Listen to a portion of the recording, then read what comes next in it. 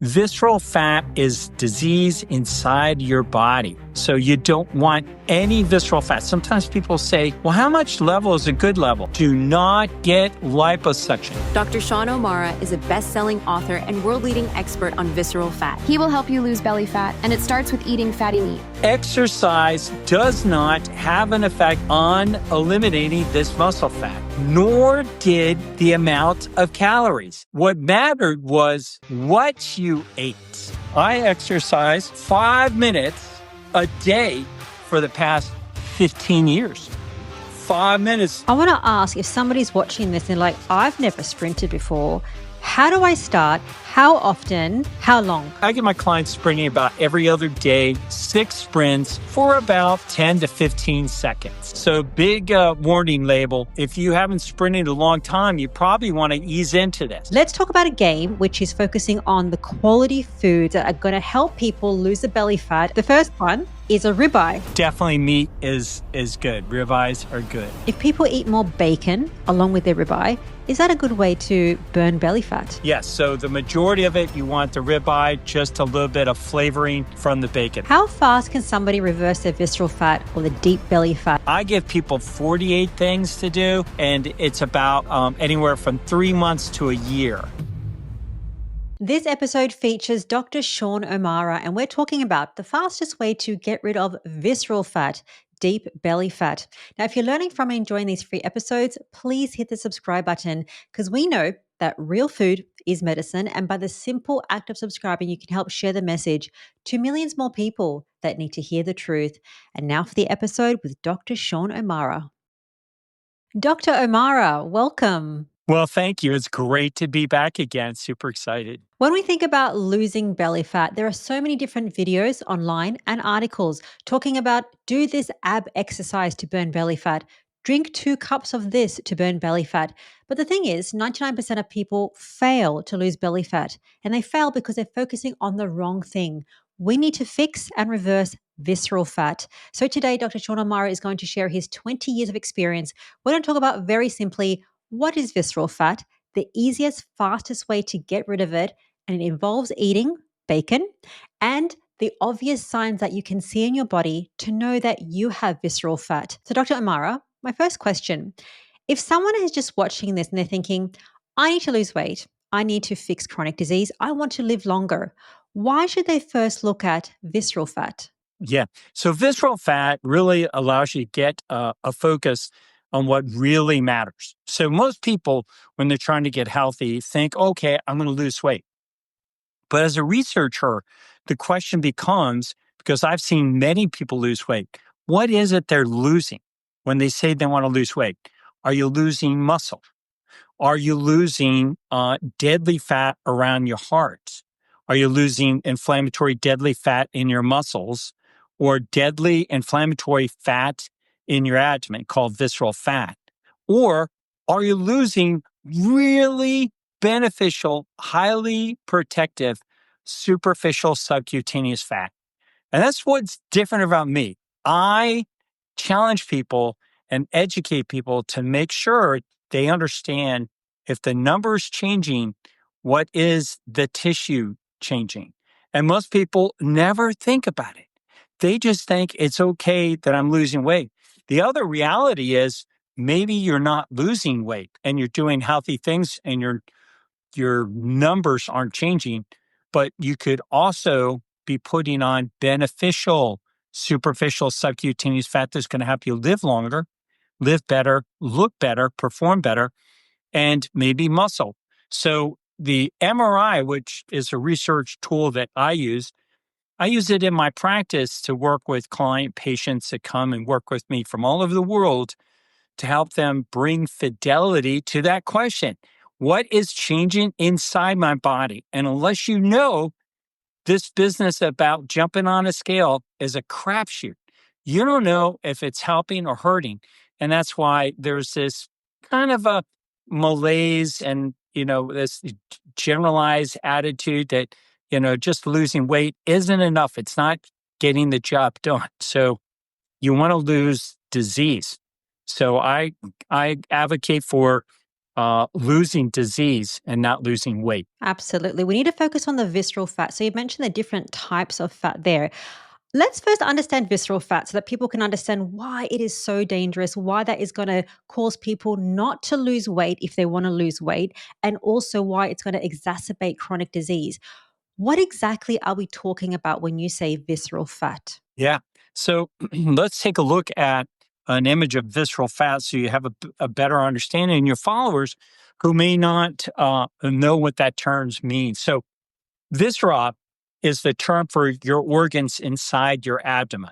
And you get a visceral response sometimes as gut check, a visceral response. Well, let's look at a MRI scan of the abdomen, and I'll show you visceral fat. So this is a fairly average person. It's not normal because it's disease, but I say average in the sense that today many people look like this. They have a large amount of adiposity, which is the medical term for fat tissue. But it's this particular type of tissue that is so inflammatory and disease promoting and even deadly that I want to promote an awareness of. So this is the belly button, okay? And this person is lying on their back. So their belly is up, their belly button is up, and you can see air in it because belly buttons are kind of holes, And so that gives you an idea of where you're at. This is their stomach, the top portion of their stomach. These are their sides, and they're laying on their back muscles. So these are the back muscles. So everything inside here is within the peritoneal cavity, within the abdominal space. So that is visceral fat surrounding the viscera.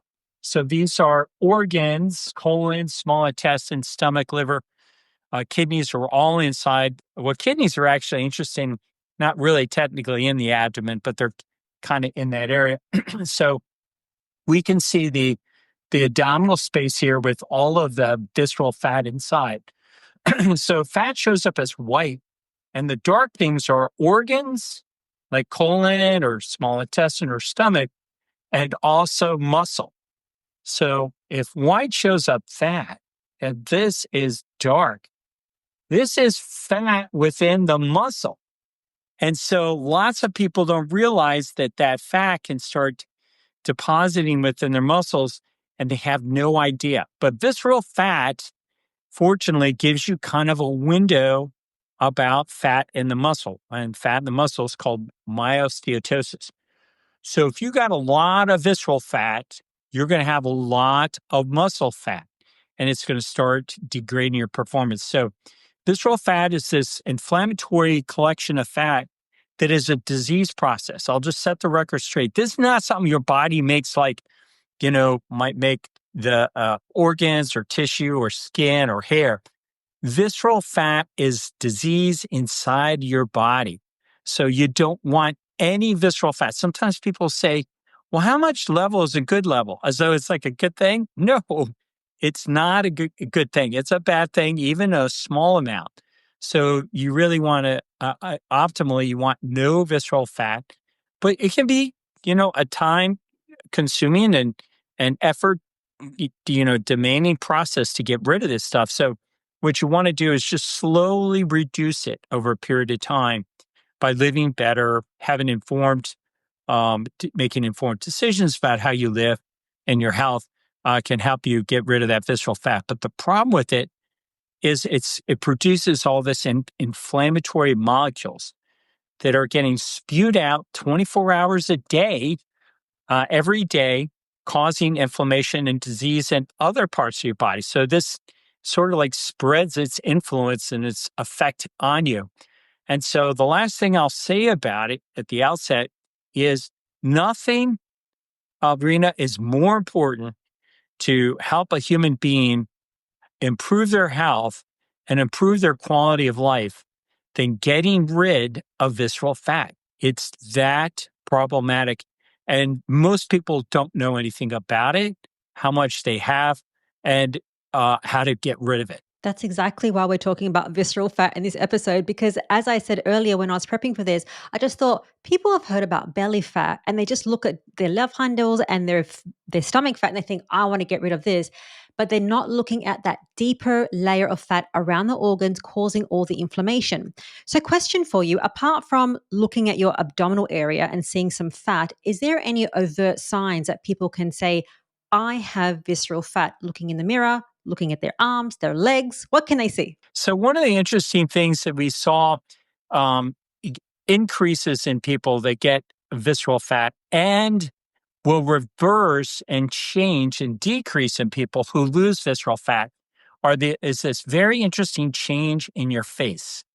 So your face becomes puffy and inflamed looking. It kind of looks angry and definitely unattractive. So maybe what I'll do is to pull up a picture of my own face with visceral fat and my face without visceral fat. So this is me formerly. I mean, uh, age 48. And so that was about 13 years ago. Today I'm 61.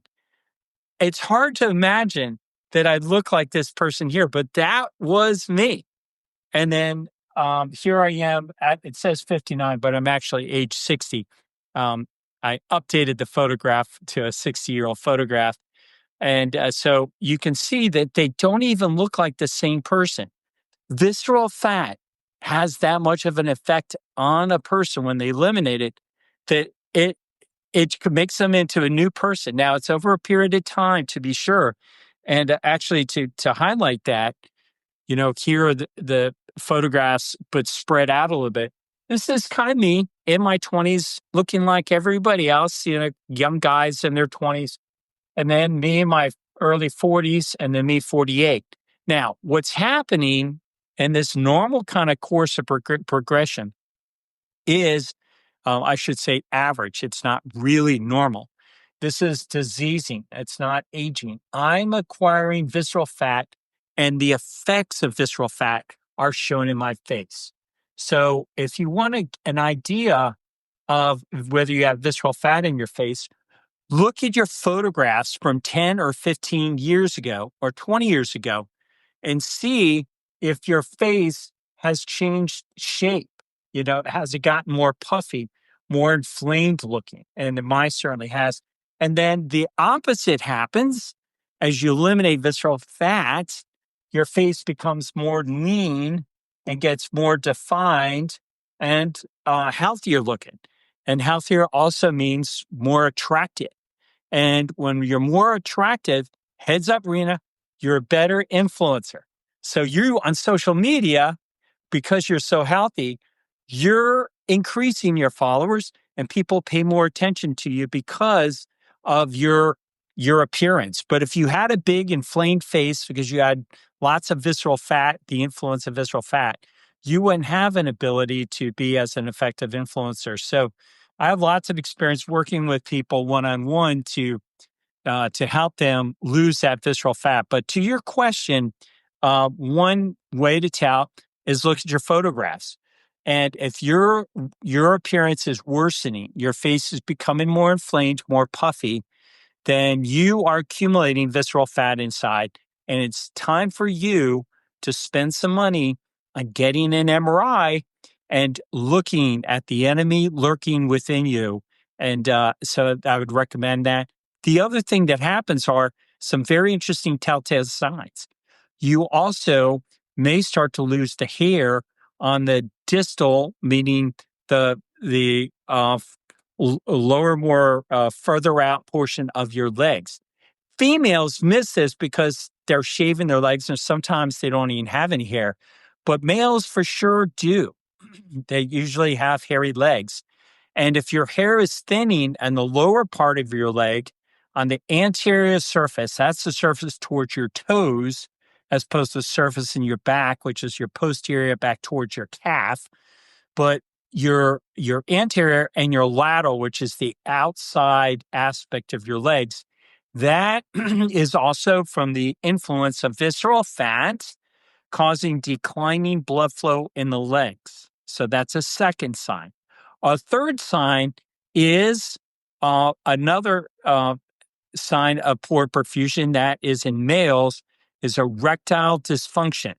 So erectile dysfunctioning and then also in females the equivalent of an erection is within the clitoris, and women as they age get less clitoral engorgement of blood unless they decline in their stimulation during sex, and they lose secretions and they get vaginal atrophy, all signs of declining blood flow. It's not normal symptomatology of age. If somebody's telling you, and you're a female, that, you just that's part of aging. No, you're meant to be vibrant, vigorous, which includes a healthy sex life and not be falling apart. So it's just a couple weeks ago, I had a client who shared with my female administrator rather than me. My libido, she just turned 70.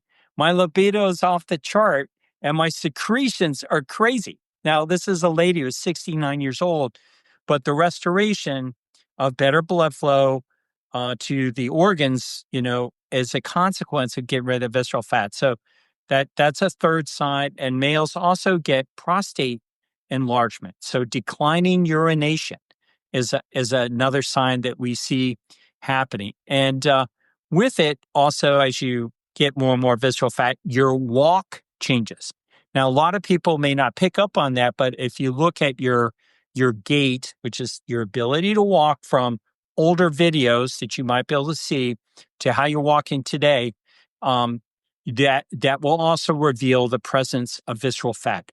I walk today at the age of 61 like I'm about 18 years old. Because I'm free of that visceral fat. If I put on, and I'm tempted to do this actually, put on like a Spider-Man costume and then walk around New York City and say, "Hey, how old do how old do you think that guy is in the Spider-Man?" And just walk and have people guess. And then I have another 61-year-old guy wearing the same outfit next to me, and maybe not a Batman's costume, but maybe he's got Robin's outfit on, or Superman, or some other mask character, the Green Lantern or whatever. And you make a guess at how old you think those people are based on their walking. And typically people have an idea that as people are getting older, they walk worse, but it's really visceral fat. So you can fool people with that. If you get rid of your visceral fat, you're just going to look better. You're going to perform better. Literally, how you walk improves. And across the board, how you play tennis, how you play ping pong, how you play chess, how you do your job, how you sing, how you act. Everything becomes optimized as you get rid of that visceral fat. As Dr. Amara mentions, getting rid of visceral fat is going to change your life. And later in the episode, Dr. Amara will talk about the fastest way to get rid of the visceral fat, the deep belly fat. And one tip includes eating more higher fat meats, eating more butter, and lowering the carbohydrates. Now, as you make this switch to eating more healthy fats and lowering the carbohydrates, you might experience some side effects like headache, nausea, and fatigue. Now, all this is very normal, especially at the beginning, as your body is getting fat adapted. So a very easy tip is to add some high quality salt to your meals and also add it to your water. But if you still have these symptoms, I would highly recommend you use a high quality electrolyte, specifically one that has sodium, potassium, and magnesium.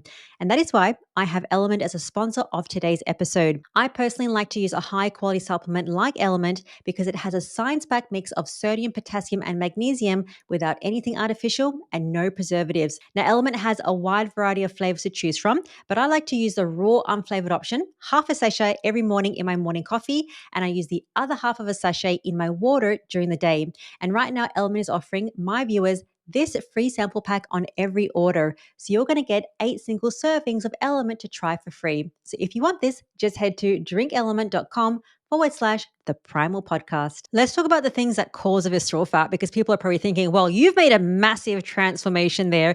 You have 6-pack abs, you are 61 years old, and you are incredible. From 48 to 61, a health transformation. We're going to talk about the solutions, and I have a little food game that we're going to make. But I think people want to know, what are the things that create visceral fat and cause all these problems and disease? Yeah, great question. So I would say the biggest culprit is actually processed foods. One of the first things we do is we work with people to get them off processed foods. And so I have this interesting slide that shows the effect isolated if you just simply get rid of processed carbohydrates, processed foods. This is how much visceral fat, when the study began, it was in one person. I'd like to duplicate this with many others, but this person eliminated processed foods, and look how much change they had in just 2 weeks. It was a 2 week period of time. And by the time 35 weeks came up, they had a whole new shape to their body. So they got, a six pack, uh, they, they increased their muscularity, decreased their deadly fat. And they also decreased the fat in their muscles. See that red stuff and the red streaks, and how that's been eliminated. So the first recommendation is stopping processed foods. That's what causes a lot of this visceral fat. And the interesting thing is, this person did not exercise 1 minute. So this has been confirmed in a lot of my clients, but also in another study I didn't have anything to do with. It just came out, I think, December 4th of this past year, 2024, in which they looked at this one particular type of fat here, the muscle fat called myosteatosis, and it always correlates to visceral fat. So it's like a proxy for visceral fat is fat in the muscle. In this particular study, they looked at muscle fat, and they found that muscle fat does not change. And I can tell you, visceral fat will follow this exactly. Did not, you cannot affect it from exercise. How about that? Exercise does not have an effect in that study on eliminating this muscle fat, nor did the amount of calories. So how much you eat and how much you exercise did not matter. What mattered was what you ate. Okay. So I have long said, and I've found the same thing in my clients that I work with, focusing in directly on visceral fat, the fat also in the muscle and fat around the heart, that it's the quality of the calories more than the quantity of the calories. So I get my clients to be able to eat a lot more food, the right kind of food, and really they don't have to exercise. Now, I have found, though, that if they exercise in a certain way, like in a maximally intensive form of exercise, like sprinting, something very intense for just a few seconds, the visceral fat and the muscle fat does go away. But the exercise is rarely done by individuals. So in that study, it was more long-term, durational type of exercise, which most people do. They go and work out for a half hour, maybe 45 minutes. Some people even work out longer than that in the gym. I'm talking to you, buddy, does 2-3 hours a day. I painted you. Just a half hour is actually more than you really should be doing. I exercise, and I'm going to whip off my shirt. I exercise 5 minutes a day for the past 15 years. 5 minutes, and no gear, no hormones, no steroids, ever. God strike me down if I'm lying. I've never done it. So you really don't have to exercise, but just a little bit. But you do have to exercise in a very intense manner, like our ancestors did. Our ancestors did not go to a gym. They did not go lift weights a long time. They fought and they killed. And that's basically what it came down to. And they sprinted to evade danger, and they sprinted to capture prey. And so I try to get people educated, and I challenge the notion that you got to go and exercise a lot. You really don't. So the third thing that causes visceral fat that we see in people is poor sleep. So if you're staying up at night and you're reading or watching TV or you got insomnia, that will cause visceral fat. Or if you are waking up at nighttime because you're always having to pee. I had a client recently come to me who confided in me, confessed they were waking up, ready for this, 20 times a night. Can you imagine having your sleep interrupted 20 times a night? It contributes to visceral fat, which ends up causing his prostate to get bigger. It's a vicious cycle. If you notice a decrease in your urine stream, and I'm talking to you, buddy, a little bit, you are probably starting to develop visceral fat, and you better nip that problem in the bud and get an MRI. And the fourth thing we see that causes visceral fat is alcohol. So if you are drinking alcohol, you affect your metabolism and your ability to utilize the correct form of adipose formation. So you want superficial subcutaneous fat, which is beneficial and protective, and you don't want it forming in your fat forming in your muscles and in your deep subcutaneous space or in your visceral fat. So alcohol is a bad player. And Rena, we found people were very hard. It was very difficult for us to get rid of visceral fat, even if they did the right things, sprinting, cutting out processed foods, eating more healthy. If they continued to drink, it was almost like a clamp on that visceral fat. It was placed on it, and it made it really hard to eliminate it. But once we got them to stop drinking, we could peel away that visceral fat much more easily. So alcohol is another bad contributor to visceral fat. The fourth thing is stress. If you have stress in your life, this is a silent killer that produces cortisol.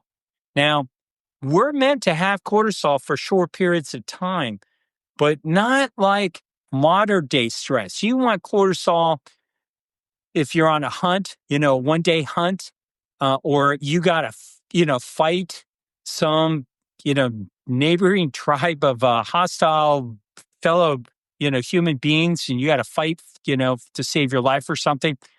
Cortisol plays a beneficial role there.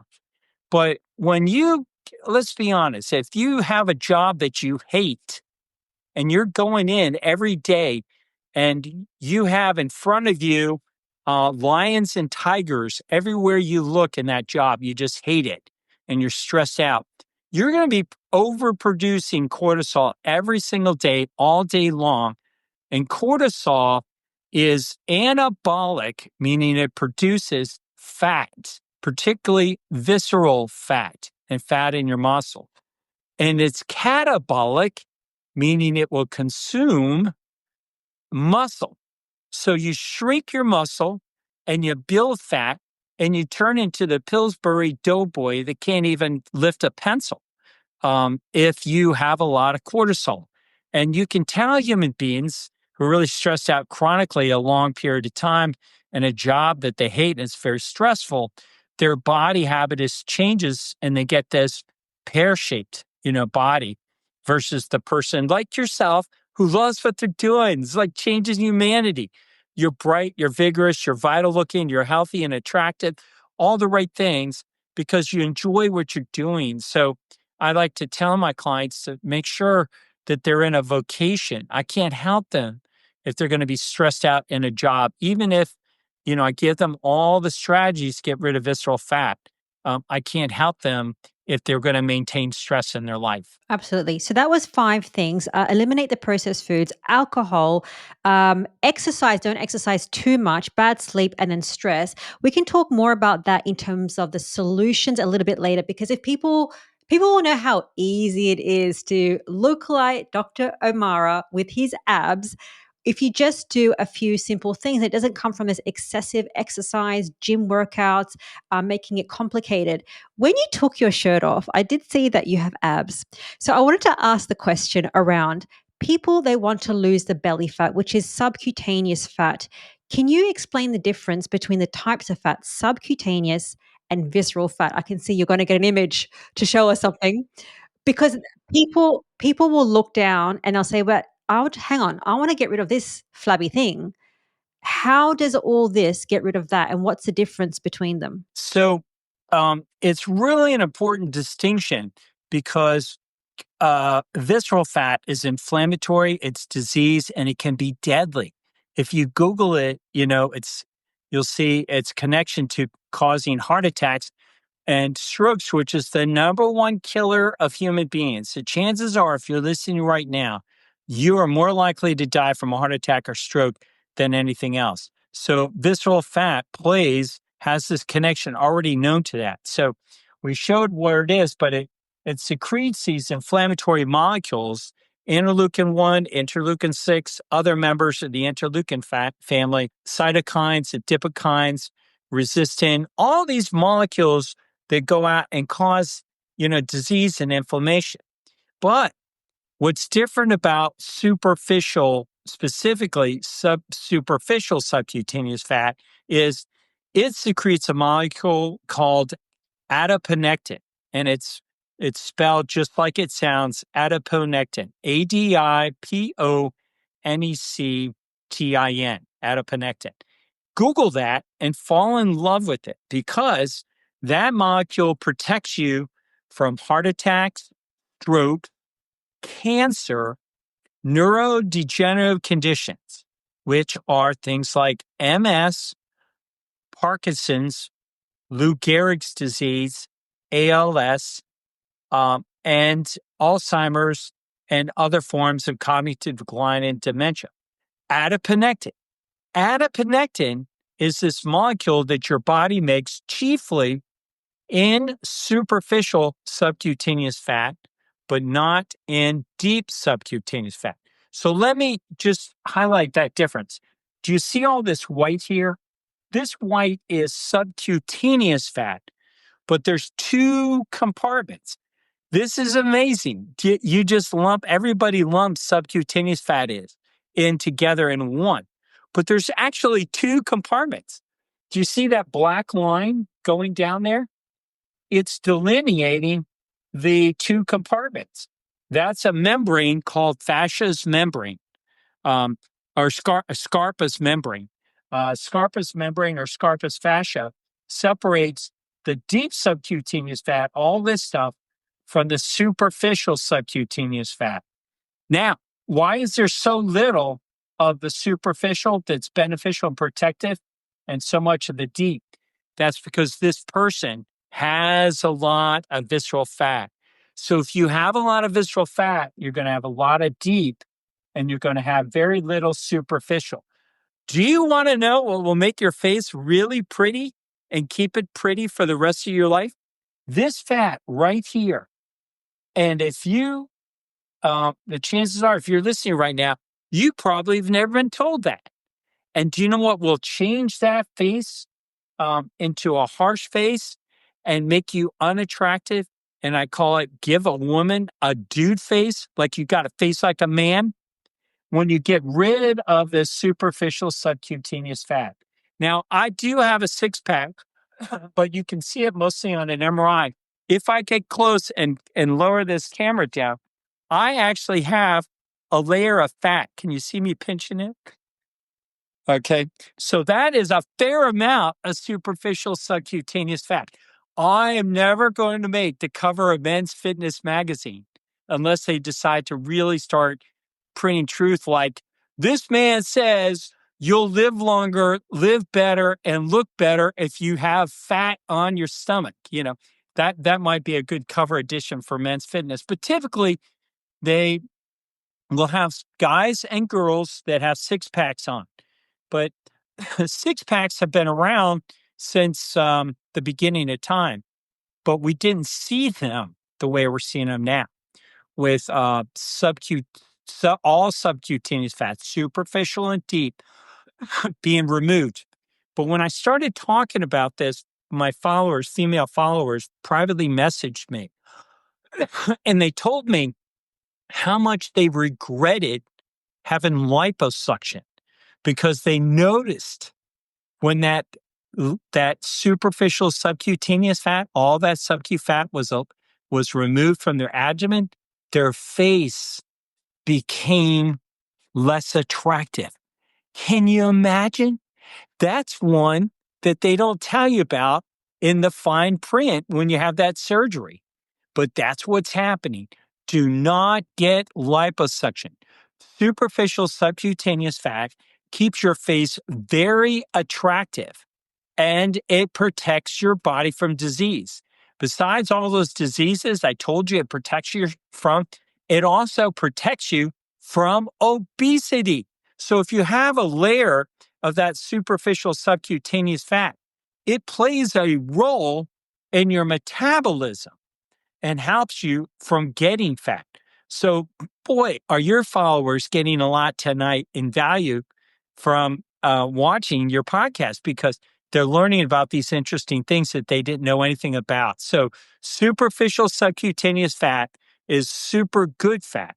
And then deep subcutaneous fat, visceral fat, muscle fat, and heart fat are all inflammatory, deadly conditions, fat depots, collections of fat in your body that you don't want to have. So it's like bricks and clouds difference between superficial subcutaneous fat, the beneficial good stuff, from all the bad players. I think it's very important to distinguish that difference.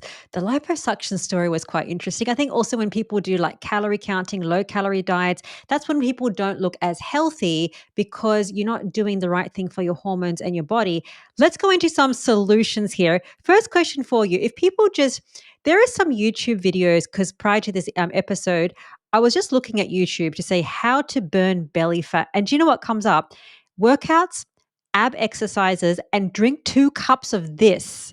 Do you think any of that works? No, if you work out the correct way, that would be contributory, but it's probably going to be recommendations to working out for like working out an hour and a half. So more moderate intensity, low to moderate intensity for an hour, hour and a half, and doing ab workouts. So, those would be bad advice. But really, if you exercise in a very intense, brief manner, which is how our species has basically exercised in life, through real life conflict and just living challenges that we face. And really summed up in this way, the fight or flight syndrome. You're either going to fight or you're going to flight, run as fast as you can. And that's the way you want to be. It's a stress hormetic. It's brief. It's maximally intense. And that will help build superficial subcutaneous fat and help keep away visceral fat. So just today, I learned, it's very interesting, the Statue of David and the Statue of Venus, both beautiful works of art. Venus has been painted many times in paintings, beautiful female figure from, I think the Greek theology, but painted a lot during the Renaissance period where the masters were painting the most beautiful and attractive figures and sculpting them. So David and Venus, ready for this? No six packs. They had them, but you don't see them in the sculpture. Why? Because they're really not healthy to see that six pack. I'm going to tell you, if you're a female and you got a six pack, you're going to end up masculinizing your face and getting more of an inflammatory face.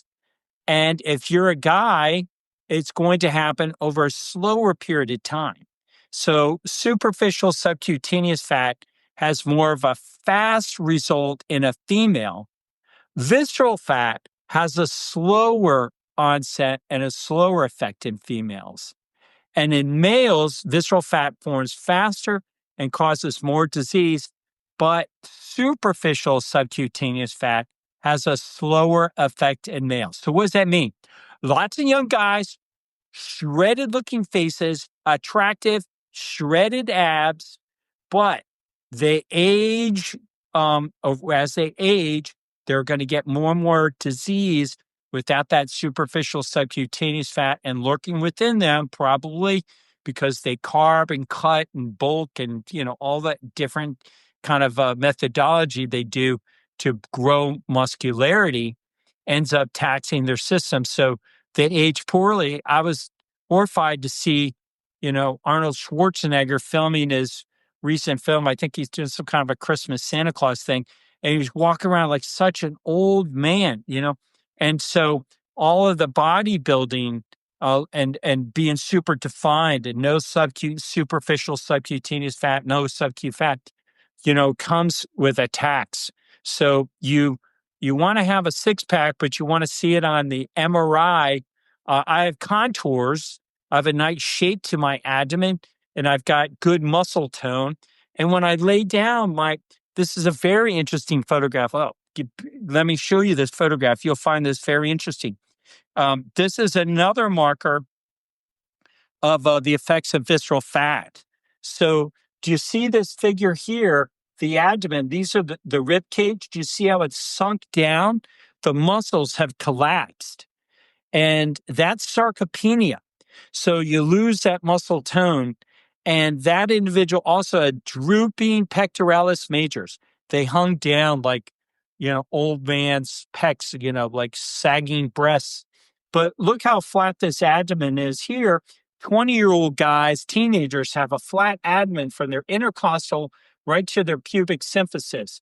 But the muscle tone here, this atrophy, means that there's no postural tone in that muscle when they lay on their back. And it corresponds to muscle strength. So hand grip, if you're able to do a hand grip, get it measured. If your hand grip is low on a hand grip chart, then you probably have accumulated visceral fat and have sarcopenia. His hand grip was only 34. This person's hand grip is 73. And this is me, 61 years old, Dr. Sean. So I have a flat abdomen when I lay. I don't have a dad bod when I stand up. My belly doesn't stick out. And I've got an amazing hand grip, not because I'm running around doing a hand grip thing. I only do maybe 6 times a year, and I hardly exercise. I'm not like doing all these pull-ups and bars all day long for an hour and a half getting grip strength. My hand grip is way stronger than younger guys who are doing all those kind of bar and doing those grips just because I'm that healthy, having eliminated that fat within my interossei muscles in my hands. So it's the systemic influence of disease. You can't keep up with it working out to eliminate disease. You just got to start living better. I want to ask, if somebody's watching this and like, I've never sprinted before, how do I start? How often? How long? Yeah. So big warning label. If you haven't sprinted a long time, you probably want to ease into this. The more influence of visceral fat and the longer it's been inside of you, the more vulnerable you are to getting injury. And the first rule of medicine is do no harm. Okay, so I don't want to recommend people starting out sprinting when they're older and have a lot of disease. Ease into it. So a good exercise to do is maybe sprint swim. It's not as mechanically challenging, to do sprint swimming in a pool until you start getting your condition improved, start eliminating your visceral fat, and then you can switch to maybe sprint cycling on a bicycle or a rower, and then eventually graduate over to sprinting on up a hill. Why up a hill? Because you can't go as fast. And so gravity kind of holds you back a little bit and reduces your potential for an injury. Sprinting up a hill is a lot harder to get an injury than sprinting on level ground. And the worst injury potential is sprinting down a hill, okay? Because the biomechanics involved in it are a lot more complicated. So I would just start slow and progress, work purposely, be intentional about finding out how much visceral fat you have and getting rid of it. You've heard some tips here, and people can go at the end. We'll talk about my websites where I have resources to help people, to get more aggressive about eliminating their visceral fat and what they can do to get rid of it. How many times a week should you sprint and for how long? I need to be specific here. Yeah. So I exercise. I get my clients sprinting about every other day, 6 sprints for about 10 to 15 seconds. So the injury portion, where you more likely to get injured in a sprint, is in the acceleration phase. So very slow acceleration will reduce your potential for an injury. And once you've accelerated, slowly to maximum speed where you're running as fast as you can, hold it for 10 seconds, maybe 15, um, 20, maybe even, occasionally. But typically right around 15 seconds, 10 to 15 seconds is your sweet spot for your maximum return. And by the way, it's again biological. The most amount of myokines get released in a sprint is second for second. More than if you sprint for 10 seconds, you'll produce more myokines, which are messaging molecules telling your body to do very important things. One, burn fats, and it's going to specifically burn the visceral fat first, and then build muscle. So if you're listening today, that should sound like a good deal. Burning fat, building muscle. And the number one form of exercise at doing that was sprinting. The second best, lifting weights. And of the 10 forms of exercise, most popular forms of exercise, do you know what was the very worst at releasing this muscle building molecule and fat burning molecule? I can guess. Go ahead. Running. Yes, you got it. So if you're surprised at that, well, God, that sounds awful. Think about world champion marathoners. They have no muscle. They have absolutely no muscle. And inside of distance runners, they have a lot of fat invisible to them. They lose their subcutaneous fat on the outside. But inside, they've got this visceral fat that we see forming around their heart. They're skinny runners, and they got fat around their hearts and fat within their abdomen. And I'm quite sure the famous marathoner that got this whole business started, Jim Thicks, in the late 60s and 70s, I'm quite sure he dropped dead of a heart attack. I'm quite sure he had a huge chunk of fat around his heart and in his abdomen, and we just didn't know about it. But even today, I have distance runners coming to me, and they're always surprised. They think they're going to be the exception. Well, let me just tell you, if you're listening and you think you're a distance runner and you're not going to have this, I've scanned over 6,000 Americans, and I've never seen a single exception to that. You think you're going to be any different? Come see me. We'll see. If you're a distance runner, contact me. I'll scan you for free if you don't have any visceral fat. But you're going to be low visceral fat. That's how confident I am. Let's see how confident you are. But I do like to scan people that are distance runners and do too much exercise to help get them educated. So a lot of my clients freely coming to me, want to optimize their health, immediately stop running when they see all that visceral fat inside of them. They become sprinters. Absolutely. I'd love to know for people watching, what exercise do you do? Are you doing any exercise, distance running, running? Let's talk about a game which is focusing on the quality foods that are going to help people lose the belly fat and lose the visceral fat. So I have some foods here, and I want you to describe if these foods are really good to lower visceral fat and belly fat or not so good. I have a feeling they're going to be pretty good. So the first one is a ribeye. What do you think? Ribeye. Meat is good. Now, there's good meat and bad meat. So this is a kind of an example of ribeyes. You want to eat grass-fed with low visceral fat, but a lot of fat on the healthy kind, the superficial subcutaneous fat. But the muscle fat is free. This kind is not as good. So, okay, fantastic. So it makes a difference. But definitely meat is good. Ribeyes are good. I thought that if you have a lot of marbling and fat in the ribeye, it's good. Yeah, it's really not the case. Lots of people think that, but that marbleization is muscle fat. It's exactly what we see in human beings when we scan it. So look at this MRI. It shows it, okay? So this is an MRI of somebody who has almost no visceral fat, tiny bit. This is their core, and it touches their six pack there. Okay, they have the smallest amount of visceral fat in any being I've ever seen. Look at their legs, very lean, okay? Very, very little fat in their legs. But look at this guy's legs. They look like not a ribeye, they look like Wagyu beef, right? All that deposition of fat in the muscle shrinks the muscle and makes this human walk like this, like Wagyu cows can barely walk. And it's because of all that visceral fat. So you really don't want marbleized meat. I know it's out there all over and the carnivore community thinks it, but you want to be eating grass-fed, grass-finished. Listen, if you eat marbleized meat, it's better than a Twinkie. I'll say that, but it's still inflammatory disease.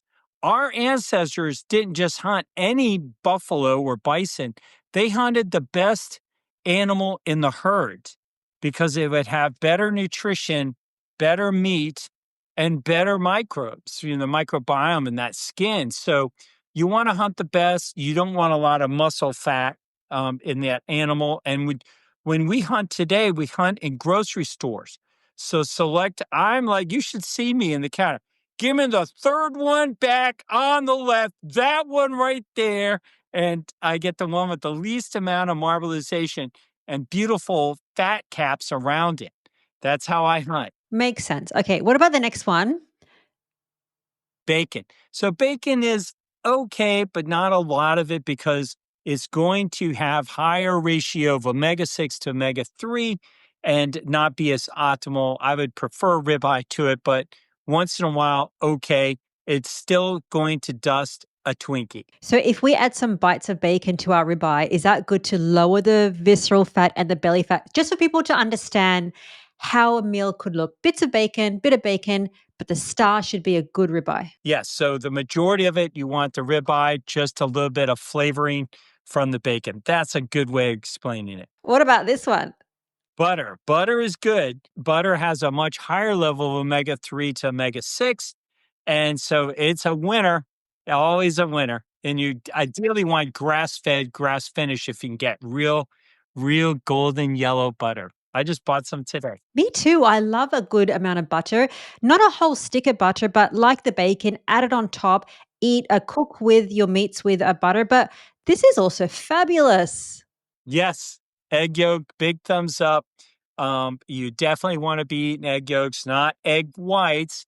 You can eat both of them together. Nature puts them together for a reason. So eat the whole egg. Okay, next one is not a food, it's a drink, but keen to hear your thoughts.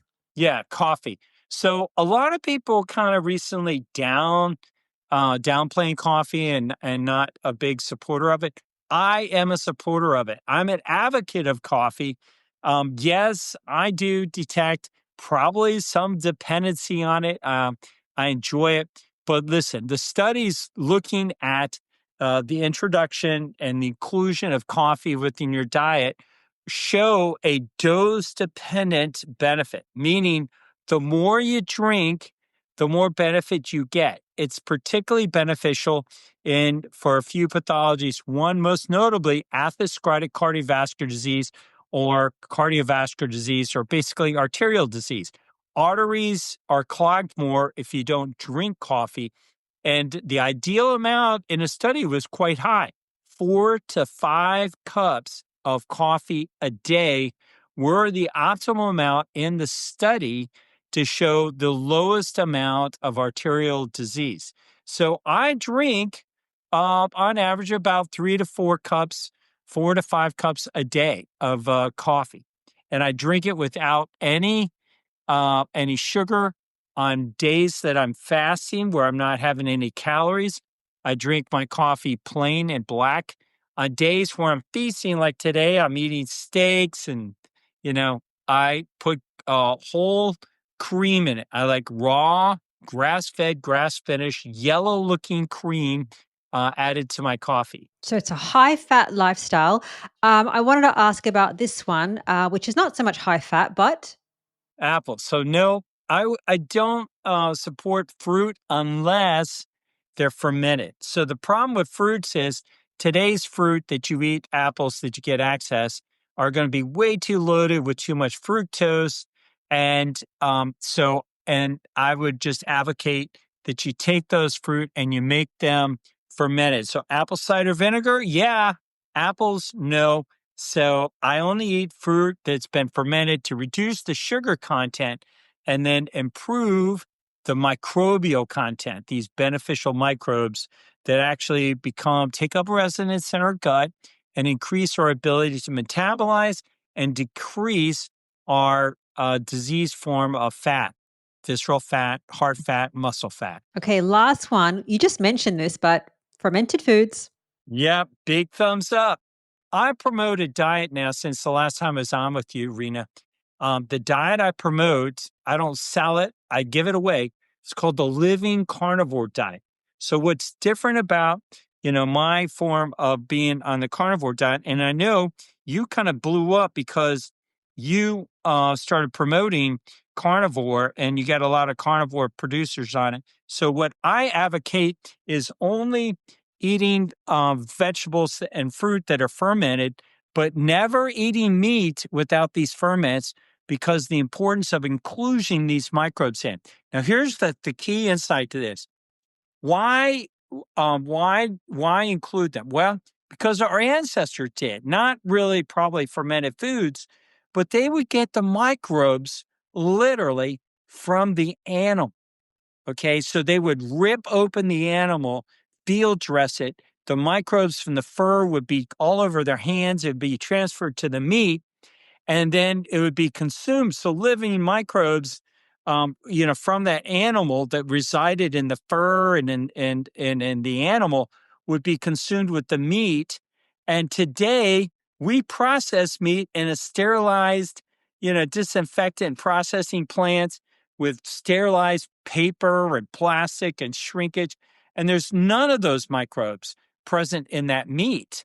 And so we don't get those microbes. And then we drink river, stream, creek water teeming with microbes, and they would add to our digestive process. So today, we're eating sterilized food. If you're eating the carnivore diet, you're getting none of those living creatures that were ancestrally consumed by us, by our ancestors, for hundreds of thousands of years. So give the living carnivore diet a try. All these different little teeny tiny piles of fermented food. I chew my meat together. I have my clients do the same thing. It's going to change your life if you just add fermented foods every time you are eating meat. Never eat meat without fermented foods. It's going to change your life. It's so interesting the more people I speak to. I mean, we're kind of all saying the same thing with when I speak to all of these experts and doctors. Eat whole, unprocessed, nutrient dense foods. When it comes to diets per se, whether it's keto, paleo, carnivore, low carb, vegan, vegetarian, they're all just labels. But our ancestors ate in a similar way that you are describing right now, whole, animal based. They weren't really vegetarians. I'm sure that I don't know if the audience is going to say, oh, they were, and all these comments. Who knows? Who knows? Who knows and who cares? Let's go to the next one. So, if we sprint, if we eat these foods, which are higher fat in the background that you have there, these beautiful high fat foods, fermented foods and vegetables, if that's something that you want to be part of the living carnivore lifestyle, keyword is carnivore, keyword is high fat. Now, pairing that with fasting, why is that important? Yeah, fasting is important because that's where your body resets and recovers and restores the physiological processes. And it's literally reversing the disease inside of it through autophagy, autophagy.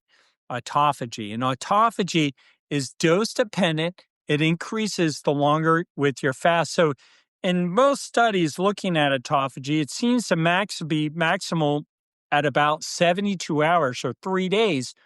So if you're just going to do intermittent fasting in a narrowed window, you'll get a little bit of autophagy. But if you really want the power and benefit of reversing disease, then you need to be fasting, doing extended fasting. Round 3, I actually advocate between 2 and 4 days fasting a week, every week. And so it will eliminate visceral fat, heart fat, muscle fat, and also eliminate disease through this process called autophagy. So, really great stuff. More and more health influencers are finding out the benefits of autophagy and fasting and starting to adopt it. And it's really key for superficial subcutaneous fat. Extended fasters get more of this protective layer. And that's why my clients and I have nice layers of superficial subcutaneous fat on us. So, if it was you, what do you eat in a day, and how often are you doing a fast? Yeah. So today, I had 3 steaks.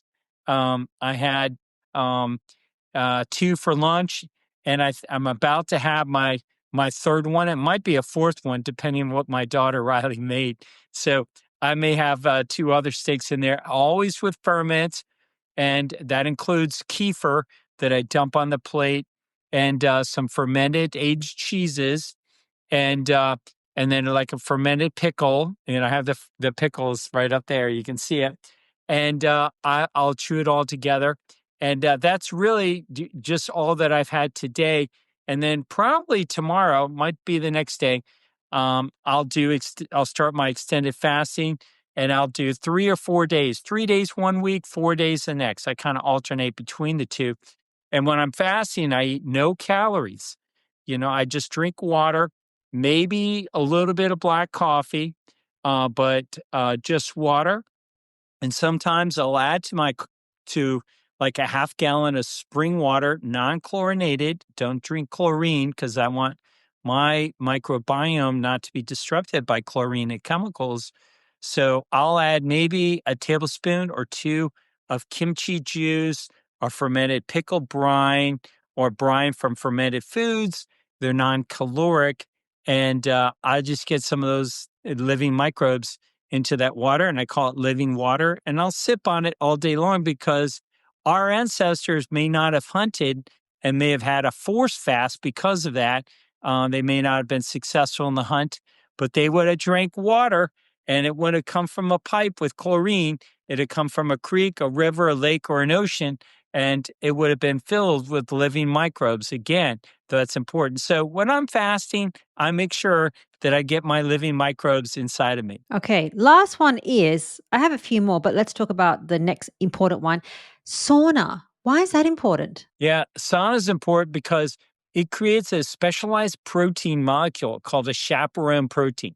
Chaperones, when they're around, good things happen and they keep bad things from happening. So that was an appropriate name for these type of molecules. But there are forms of them, and some of them are heat shock proteins and cold shock proteins. And basically, they get produced when you go into a sauna and you get a very intense kind of remetic experience, including cold plunging.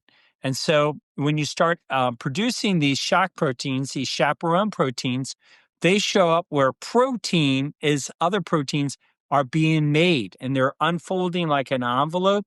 And in the presence of chaperones, they unfold at a much more healthy rate and incidence. And in the absence of these chaperone proteins, we see errors of production of protein, and then that leads to disease. So you want chaperone proteins.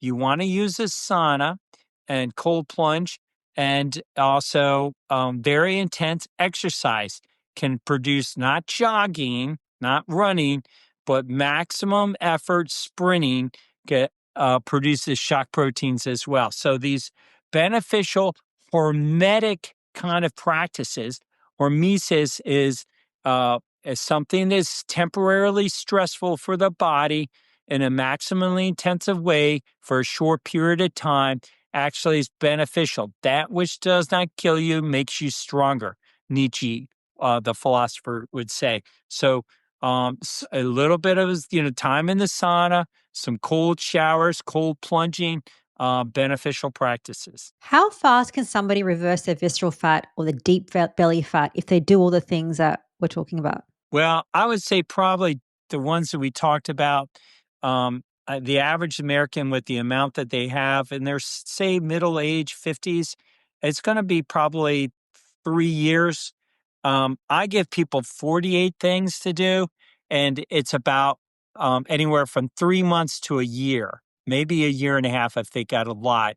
But yeah, with utilizing MRIs and the additional strategies, 48 things we have our clients do. It's an awful lot. It's a whole day long consultation with a physician, either myself or one of my partners, and we cover all this and go through it. So it's a very time intensive manner, and of course, it's going to turn arena on how much visceral fat somebody has. So if they have a great big inflamed face, I know I'm going to see a lot of visceral fat on their MRI scan, and it's just going to take longer for it to be eliminated, but it comes off.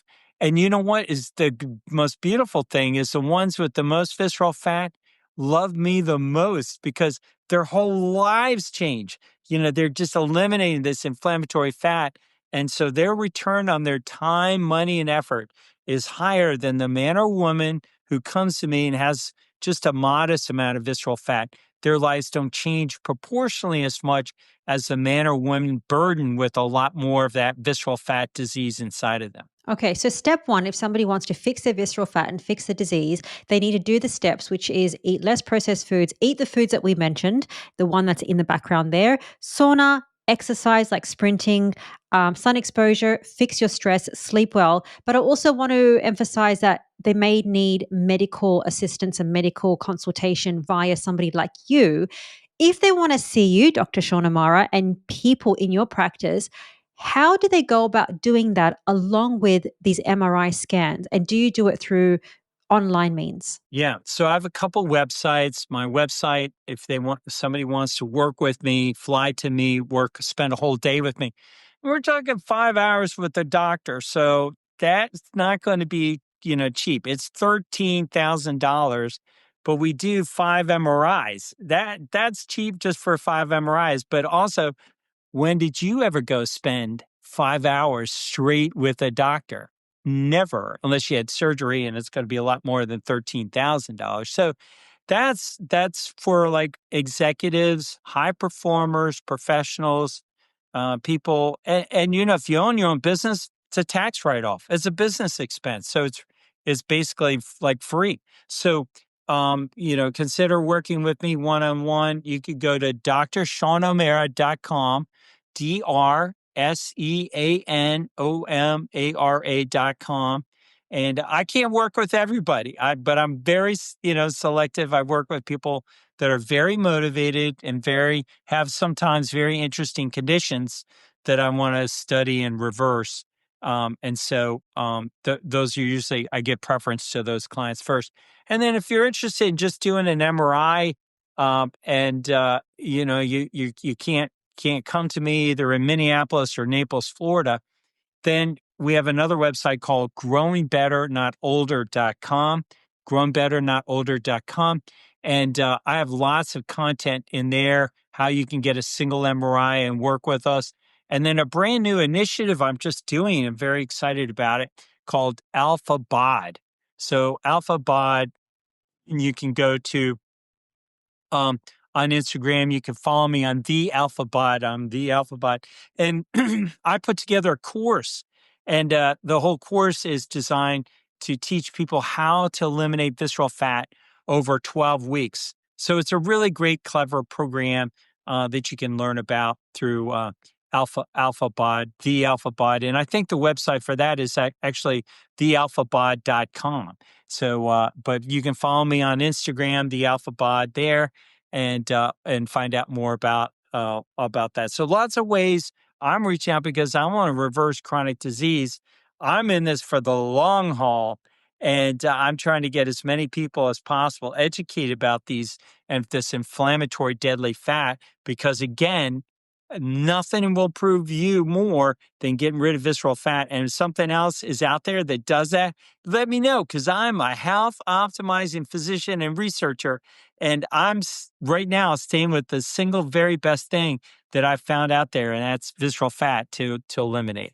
I think if people were to queue on to the visceral fat, eliminate it, it just would make their life so much better, eliminate chronic disease. And it's all these principles that we need to do to have a happier, healthier life. All those links are going to be in the description of this episode in the Primal Labs. People can just click away, see you, and consult with you. Thank you so much for your time. This has been a wonderful journey in this episode, all the technical dramas. It was much fun. But I'm sure, much fun. Don't we love technical stuff? But I'm sure we're going to see you again really, really soon. All right. Well, thank you, Rena, again for having me back, and I look forward to future episodes with you. Thank you for joining me today on this episode with Dr. Sean O'Mara. If you'd like to know more information about how to burn belly fat, just head to the link in the description of this episode, click on How to Burn Belly Fat, and you'll see all the resources there from this episode. If you're learning from and enjoying these free episodes, please hit the subscribe button. You can also find me on other social media accounts. I'm on Instagram and on X under the name of the Primal Podcast. Now, if you love this episode, you'll enjoy another episode I did with Dr. Paul Mason. We discussed the number one way to lose weight and prevent disease, and it's also with eating healthy fats and lowering the carbohydrates. We're going to talk about why you don't need carbohydrates for optimal health and also to lose weight, and why a higher fat approach is the way for optimal health and also to burn the belly fat and lose weight. Finally, thank you for your interest in root cause healing, and I'll see you next week.